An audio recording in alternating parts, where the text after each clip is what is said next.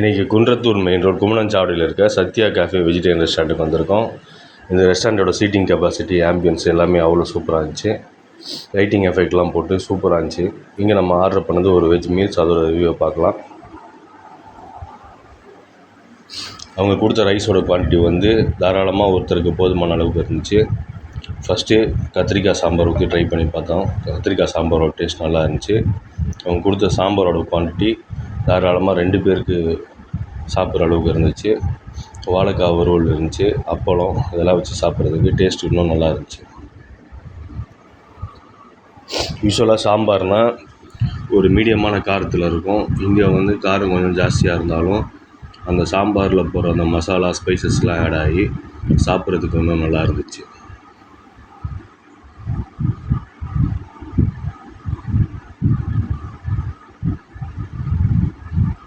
ரைஸும் நல்லா குக் ஆகிருந்துச்சி. நல்ல குவாலிட்டியான ரைஸ் வந்து யூஸ் பண்ணியிருந்தாங்க. ஸோ நம்ம சாம்பார் ட்ரை பண்ணி பார்த்தாச்சு.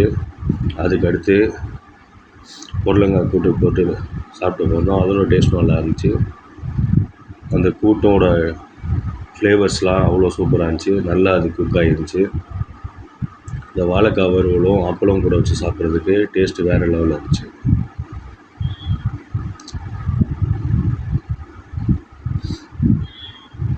குவான்டிட்டி வந்து மீடியமாக தான் இருந்துச்சு அந்த கூட்டோட குவான்டிட்டி. ஆனால் டேஸ்ட்டு வந்து நம்ம எந்த குறையும் சொல்ல முடியாத அளவுக்கு இருந்துச்சு.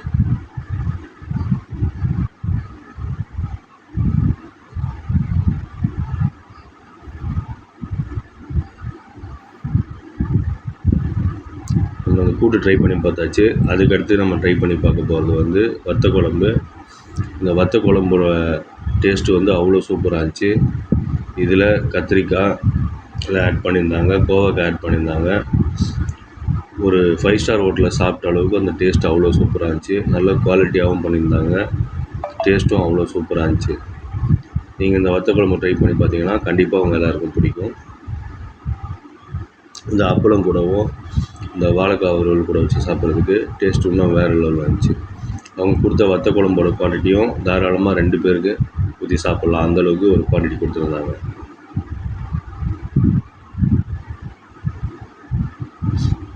ஃப்ளேவர்ஸ்லாம் நல்லா இறங்கி அந்த கோவக்காவோட ஃப்ளேவரும் அந்த வத்த குழம்புல அவ்வளோ சூப்பராக இருந்துச்சு சாப்பிட்றதுக்கு. ஸோ நம்ம வத்த குழம்பு வந்து ட்ரை பண்ணி பார்த்தாச்சு.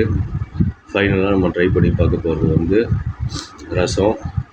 ரசத்தோட டேஸ்ட்டு வந்து சுமாராக தான் இருந்துச்சு. அவங்க கொடுத்த குவான்டிட்டி வந்து ஒருத்தருக்கு வந்து தாராளமாக பற்றும்.